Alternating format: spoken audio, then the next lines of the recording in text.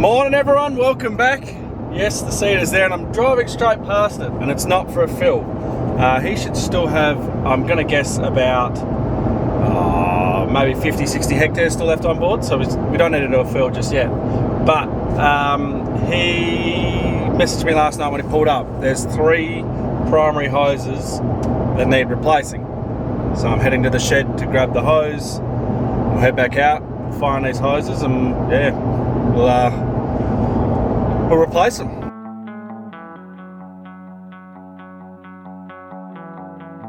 I can already see the comments, John Deere and their hose, that's a horrible, they should be changing the whole hose and change everything like that. It's a consumable. I had the same issue on the Borgo, although the Borgo's hoses were lasting longer than, well, maybe it was about this far into the season till that started going, but it's just a consumable. They do use cheap plastic hose. So yeah, that's the hose. It's not the greatest, and my guess is it's the fert that's gone, just because the fert's more abrasive than everything else. But we're out of fert hose, so we're going to be using the seed hose. We'll go into the other shed. I don't have the big roll like I thought, but I do have a little bit left over of the stuff we used on the Borgo, and I'll show you that. When you go to your local ag shop and you ask for air seeder hose, this is what you get. It's the exact same stuff as the John Deere stuff. As you can see, it's just plastic. It's exactly what you get when you go there. Now, underneath it, just there, and I believe it's too small. But this is what we replace it with on the Borgo. So 10 bar. This stuff is intense. It's got wire in it. It's much thicker, and this stuff just does not get a hole in it. The problem with that stuff is, as you can sort of already guess, it's more rigid, and when you're putting it on those bends where you got to fold, it'll kink, and then it's not the fert that'll abrase it. It'll be quite literally the UV sun will wear it out, and then as you're folding it, it eventually just will crack, because the beauty about the plastic stuff is it's so malleable, whereas that stuff over there just isn't.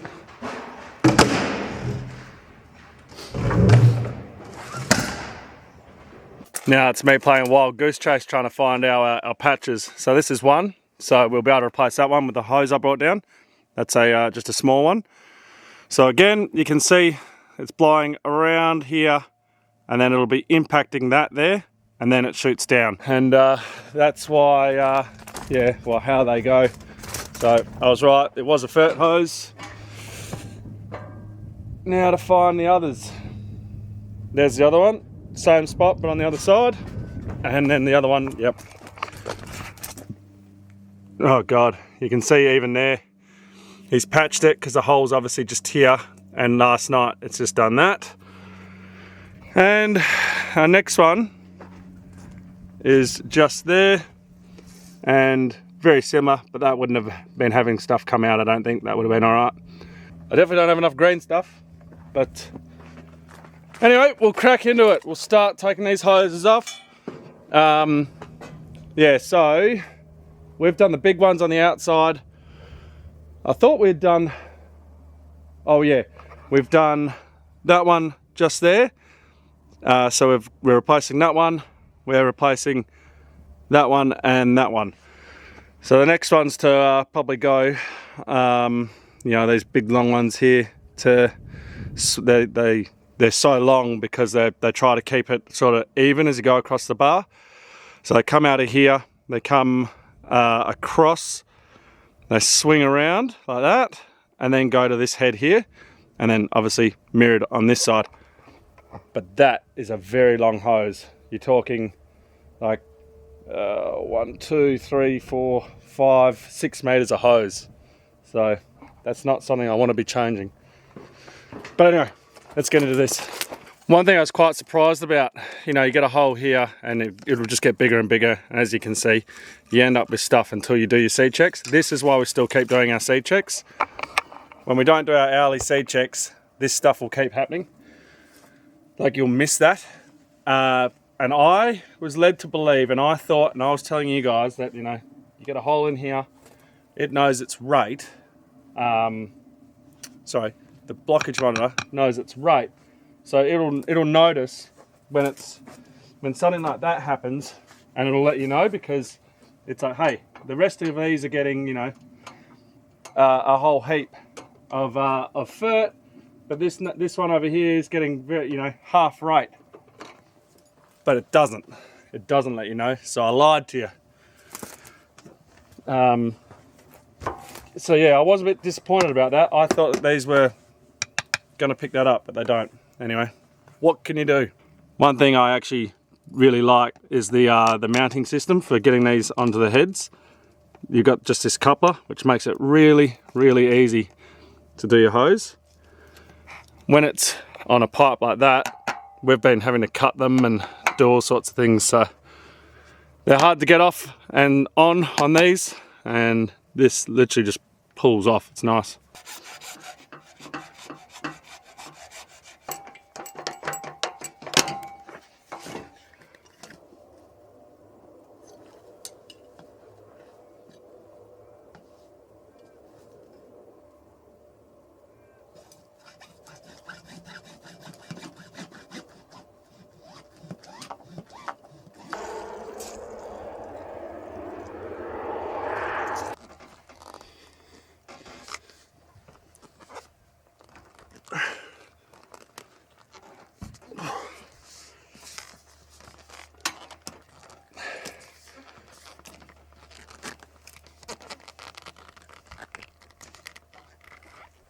They are all changed. Chris is now, he's about to start up, get going. Henry is out spraying, he's over there.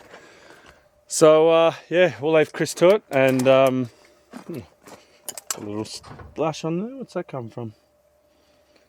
No, it just must have been from maybe when the guys were doing their thing. Anyway, Chris is going to get roaring. We'll do a fill when he needs it. I need to go back to the shed now because I need to swap out some chemical for Henry, because he needs another thing of para and another thing of treff on his pad. But I've got to use a telehandler because the forklift has got a flat tyre. Yes, I'm covered in dust, but that is so much better being covered in dust than being covered in mud. When that's like, we didn't have a dewy night, so when all this dust that's sitting on there now is dewy, it just is so slippery, gross and disgusting. And it's so much nicer to change all those hoses when it's muddy like that. Sorry, dusty like that. Much easier. Anyway, let's go and move some chem. So the forklift tyre is flat on the back. We've obviously got a oil leak as well. This thing is just riddled with issues. I'm not sure if it's actually flat or not. I think the last time that we took that in, it had literally gone down and then popped off the bead, and they just said they couldn't find it. They couldn't find an issue with it, so then they just pumped it back up. So I'm wondering if I just see if I can get it back on the bead, pump it up and see if it holds.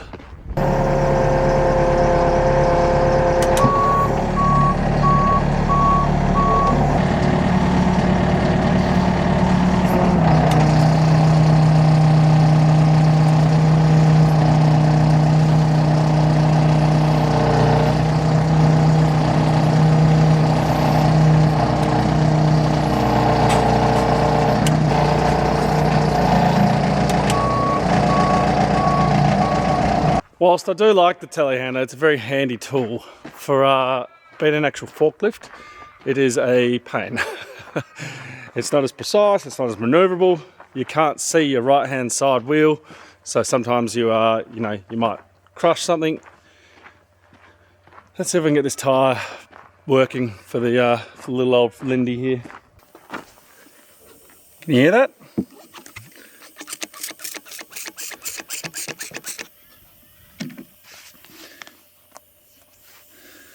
See where those bubbles are coming from?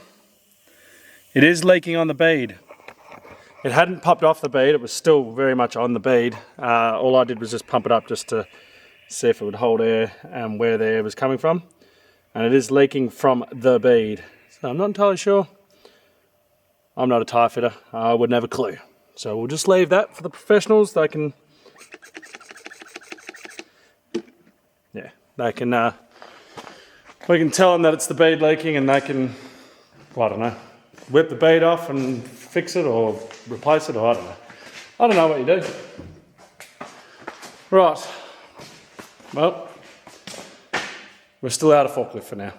What we're going to do now is we're going to go and hook onto the fire unit and we're going to grab some matches. We're going to go down to the first paddock that we started in, Atherton's Round Dam, where we didn't have the bar sorted and, you know, all that sort of stuff. We've got a few stubble blocks down there. Now, I haven't seen them, but I believe they're quite sizable. So we're going to see if we can burn them. I'm just going to grab a rake. So yeah, just going to take the fire unit down so I can make sure it doesn't get away, and then just burn these piles, and then yeah, that'll be less of an issue to deal with. Oh, now I got two-way. Less of an issue to deal with, and then I can still push them out with a loader later. I'm about to take you guys through a gate that I've never taken you through on this farm. There you go, the most worst gate on the farm. But what is just absolutely fantastic and amazing to see is the canola. Now, I'm sure that's showing up on the camera. Surely it's got to. There you go. The canola is just absolutely gangbusters out here. So this is the Velocity seed. This is the one that we bought in. And that's just looking fantastic. And you'll see there's our first stubble block culprit. And over here is our second one. And I believe there's another one right behind, sort of over there. We will see how this stubble goes burning. Normally when you try and burn stubble blocks, they're full of sand. Like, oh, the Borgo really used to push up a lot of sand whenever we did stubble blocks. So we couldn't really burn them. We'll see how we go. I honestly don't know what it's going to be like. Now you're probably thinking, what's the point in having the fire unit? It's just in case it was to get away. I don't think there's any chance of that. Obviously you can hear I've got it running in the background just in case. Now your other question is going to be, are you going to kill the canola? Yeah, the canola is going to die where I burn this. You can see that the canola is all growing through it and around it. All of that stuff is unfortunately not going to make it, but headers and sprayers and everything going over this is just going to be a nightmare.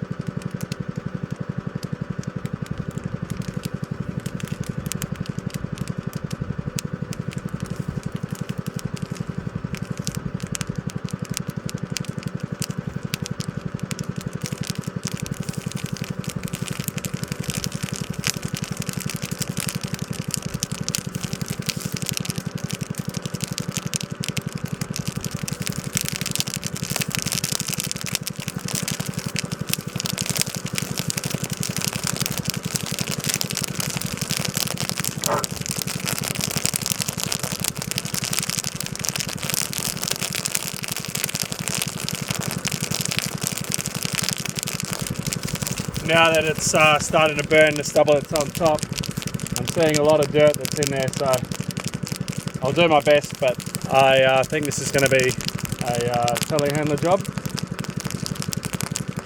I'll go and put the rake in that top stuff and we'll have a look. There's just a whole bunch of dirt in there. So what we'll do is we will keep burning it. I'll keep going under all the piles because we'll burn all the other big clumps of stubble that are stubble. But you can see these piles here, they're mostly dirt. So it is just like the Borgo. It is just like any stubble block. When it cools down a bit and I don't burn my face off, I'll try and get in there like I did just there over there and try and rip up the dirt a little bit just so that any stubble that's in there can burn. Then we'll move on to the next pile.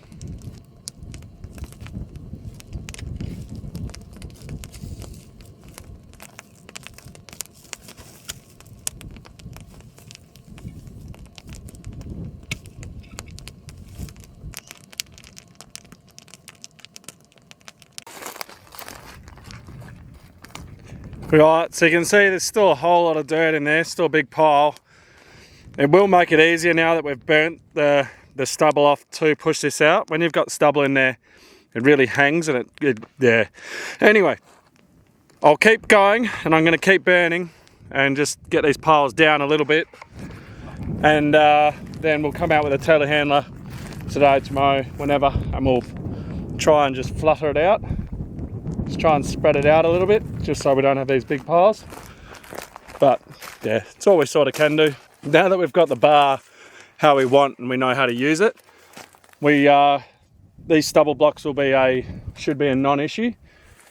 It was our first paddock, so it was the guys' very first time driving the machine and operating it and things like that. So yeah, these sort of stubble blocks won't be a common thing. Definitely not the size of the one we're about to go to. Won't be a common thing after this year anyway. Right, this one, as you can see, was a really bad block. So it was night time. I think it was Chris's first, or might have been his actual first night on night shift. This blocked behind one of the tyres, well, between the tyre, it was at the back of the bar anyway, and he couldn't see it. And then as you can see, it's quite large, and he had to fold up to get it out, sort of thing. So yeah, we'll just go along, we'll burn it all, and it's the best we can do. Well, that's 3 blocks done, and I believe that's it for here. I think Henry said there's some on the north side up here, so we'll go for a look. But I'm also keen just to drive over the canola and just see that. It is, yeah, it is just looking fantastic. If we hadn't done that Flexien underneath it at 90 litres, we would definitely be out here right now spreading urea on it. It would be at that stage that it would really benefit from having urea spread on it. But thankfully, this is why I went the high rate of Flexien underneath, is to avoid having to come back and spread this now. So hopefully it pays off. Right, I'm definitely going to be coming down here with the telehandler to push these piles out. But I just wanted to have a chat about seeding rate. So we sowed this at 20, God, you'd hope not. We sowed this at 2 kilos a hectare. And now that it's all come up, now there is still plants I'm finding that are still coming up. Like if we look over, just there, that little guy's come up only a couple days ago. So there's still plants coming up. Now 2 kilos a hectare is, like I said, that's our religious rate. We've always gone that. I know that guys are seeding it like 1 kilo a hectare, especially with the hybrid seed that is so expensive, like Roundup Readies and all those sort of things. You know, you want to make sure you are doing the least amount of seed you can, but for the most optimal plant numbers. So looking at this, yeah, you know, we are still getting gaps in between, you know, crop here. So you can see this is a big gap here. Now that's probably due to the insects that we're attacking. They've attacked and eaten the early sown ones, and then these ones are the early germinated ones, and these are the later germinated ones that have come through. So just makes me think what I need to do next year for my seeding rate. 2 kilos, yeah, like I said, that's been our religious rate, so we've always gone that. And the reason we've always gone sort of on the high end, you know, like we used to go 3.5 even, was because our canola germination was just so scattered and just so hard to get germinated, that we used to go a higher rate just to make sure that the canola was out there and it would grow. But then you look at this and you go, whoa, I reckon we could even come down to, you know, 1.6 next year and see how we go. Now, I was planning to do a trial of different seeding rates in canola, but I never got to it because we're still learning the screen, and the rate was set at 2 kilos. For some reason, I couldn't unlock the rate of seed. I now know how to do that, but it wasn't until we'd finished canola, we were in the bad paddocks of canola, that I figured it out. So yeah, I was planning to do a seeding rate, 2 kilos like 1.6, 1.5, 1.4, 1 kilo sort of thing, 1.2, maybe even a 900, but it just never happened. I think that's something I'll definitely do next year, and I'll definitely talk to the agronomist and see what he reckons. But yeah, we'll probably drop our seeding rate, maybe something like 1.8 kilos a hectare or 1.7, and just you know, believe in the bar, because it's come up, it's perfect. We're seeding it, as you guys know, at that perfect that perfect position. Yeah, I'm able to get my canola exactly where I want it now. Because with the Borgo, I had no idea, and I was getting seed bounce. But yeah, I've got the confidence in the bar. Basically, confidence in the bar to put the seed where I want it, and I definitely have confidence in the metering system that I could go at such a low rate and be confident that that rate isn't going out of calibration like it used to do with the Borgo. And out there you can see all my beers starting to grow very, very nicely. We should look into doing a Tom's Brook beer. That'd be quite nice. Could buy a Tom's Brook beer. I don't know what we're going into making a beer, but I assume a fair chunk. But I'm sure you can outsource it to someone, you know, local crowd in Perth or something. So comment below. Shall we make a Tom's Brook beer, you know, limited edition? Who would buy a carton? Also, out there seeing that barley again, you'd be wanting to go out there and spread urea within the next the next week or two at least. And the thing about urea is you need rain. You need rain to wash it in to then get to the plant, which is why we were using Sustain. But there is no rain on the forecast at all. Not for the next month. At the moment, there isn't anything there. As we know, that changes. You know, that can change. But you know, you'd be wanting to get out there and spread that urea, but the forecast is saying you're not going to get rain. So then you're going, do I go and spread? You obviously do, because you want, you know, the best for your plant. You want to get the nitrogen into it to try and get it as healthy as possible. So you know, we'd be out there trying to spread Sustain, and yeah, without that rain coming, obviously you're not going to get that benefit. So the benefit of the flexi down the tube and having such a high rate, so 90 litres a hectare, is that it is just all there and accessible for the plant. And yeah, I've said it again, and I guess I'm saying it to try and, you know, reinforce my own self belief of, you know, why we did such a high rate, and yeah, the reasoning for it, and, you know, trying to reason with my head, reason with you guys.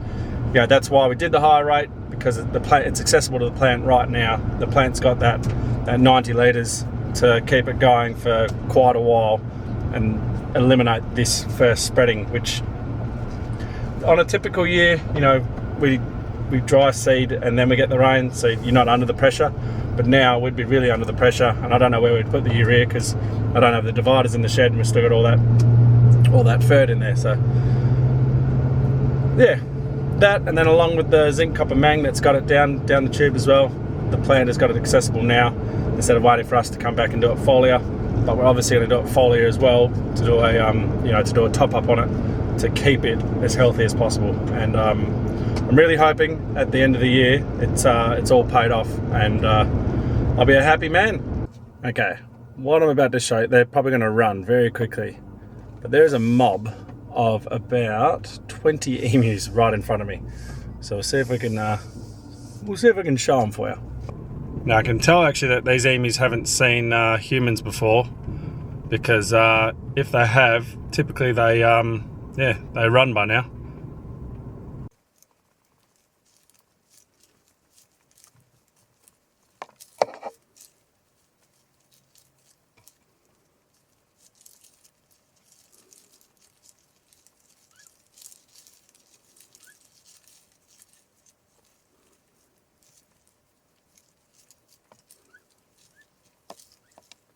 That was a pretty cool experience for the morning. Normally Emus, you know, they run away as soon as they've seen humans or cars because they've been chased before, normally with a 12 gauge shotgun. To answer your question before you ask, yes, we do eliminate them at times because we have to. Big mobs like that will ruin a crop. You'll be surprised at just how much a mob like that will ruin them. But yeah, you can tell that they were juveniles because the feathers on their heads and neck were black. So they're still juveniles, they're still babies. But yeah, that was pretty cool. I even stood out the front and yeah, they were very, very curious, coming up and saying hello. We've got one more block out here to go and burn, and then we'll go back to the shed, and I reckon it might nearly be time to then go and fill the seeder. I spent too long looking at the birds. He's 25 hectares too, needs a fill, so I'm not going to go and burn that one. I'll do that one after. We'll head up and go and get ready to fill him.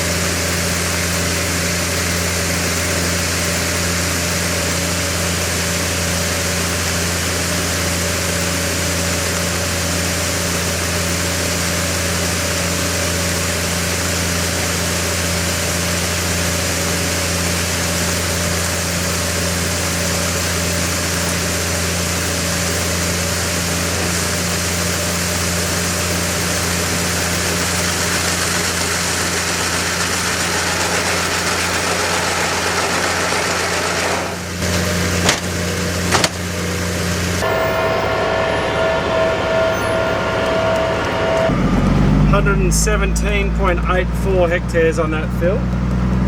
He could have gone, definitely could have made it all the way back down, and I reckon maybe even all the way back up here, which would have been probably about 125 hectares. Now the reason we're filling him up here is because this is the road there, and this is hard ground here, so I can get to it. The track that's up the top there is one that I really want to get gravel to, probably, you know, next summer. It is just soft sand up there. I couldn't get the truck up there even if I tried. Yeah, it's not doable, so we've got to fill him here. But yeah, as soon as we can build a road up there, it'll be good. But building that road will be interesting because of the fact that you can't get trucks up there. So that should be fun. Anyway, we're going to let him go seeding. We're going to go and fill this truck so it's then ready for when he needs another fill. It's currently 11:15, so his next fill's probably not going to be till about 5 o'clock. So yeah, we'll just we'll be ready and waiting. Now you might wonder why I'm doing this without the pump on. It's because obviously the hose is empty, so I want to try and fill it up so that we're not running the pump dry for as, you know, a huge amount of time. So just trying to fill it up. Yeah, that's 6.5 litres that's gone in there, and our hose is now full. So now when I start the pump, it's not going to have product going into it, but it's closer to having product going into the pump.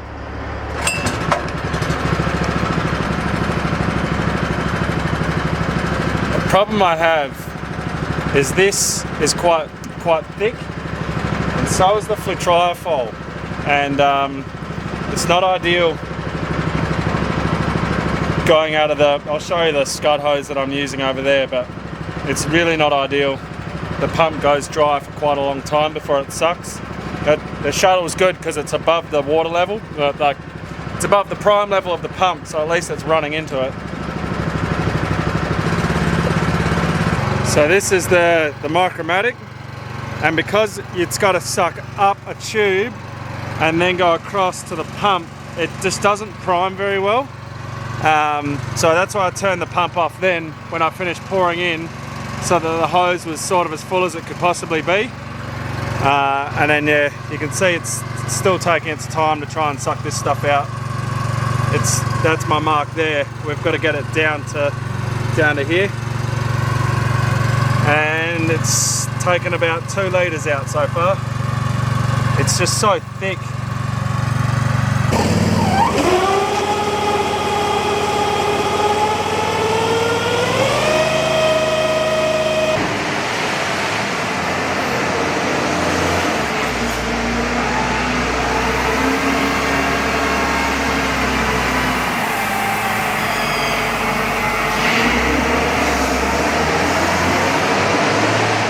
Rightio, I figured I'd grab the telehandler, and while it's fresh in my mind, just going to grab the different bucket on the front, and we'll go and push out all those stubble blocks just so that they're all done and clear.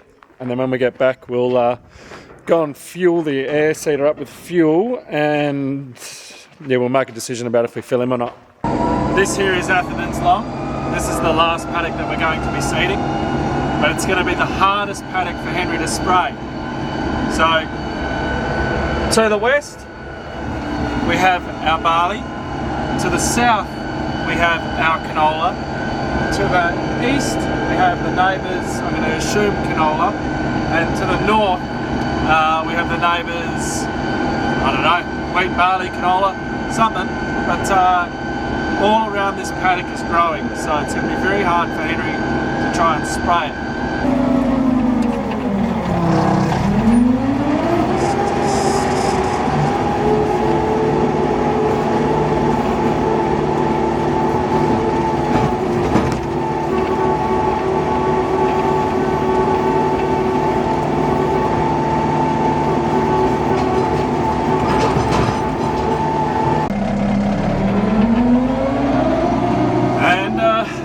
How we get rid of a pile. So there's a couple reasons why I go for the rock bucket instead of the other bucket of forks. Forks was good when we didn't have this one, because you can just pick it up and sort of move it around. The problem with the actual bucket is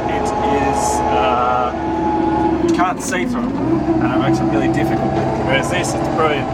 You can see through it, obviously, and you've also got the added bonus that stuff falls through it as well. And because we went and burnt all the stubble this morning, we've lost all that biomass there that would stick on the forks and block it up. And as I'm pushing through that pile, I'm able to just spread that dirt out through the slats in the bucket, which is awesome. So we'll keep going, we'll go and do all the others, and then we'll go out into Rhiannon there, to the one that I didn't get to, and we'll just push that one out, and yeah, that'll be our job done.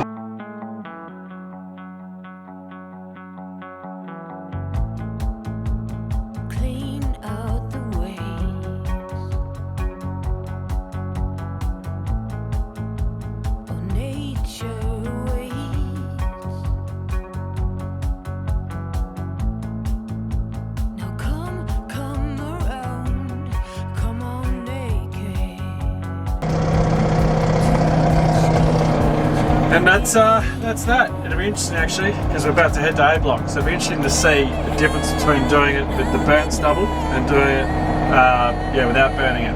I reckon that burning it first is a lot better. Like I said, you get rid of all that biomass of the stubble, and then you've just got basically just the dirt to deal with a tiny little bit of stubble, and it clears out so much better. I guess we'll see in a sec, won't we?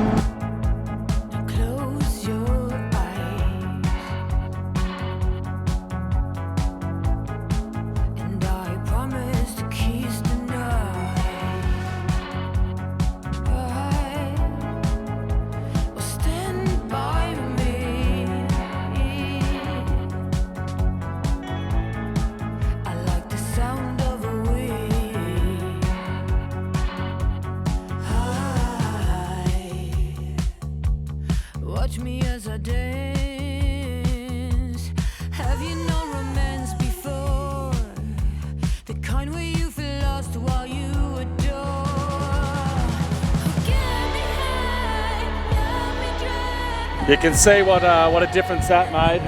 The having the stubble still there just makes it a lot harder to push out, and it also looks a lot messier now that I've finished. When you've got it burnt already, it's 1,000 times better.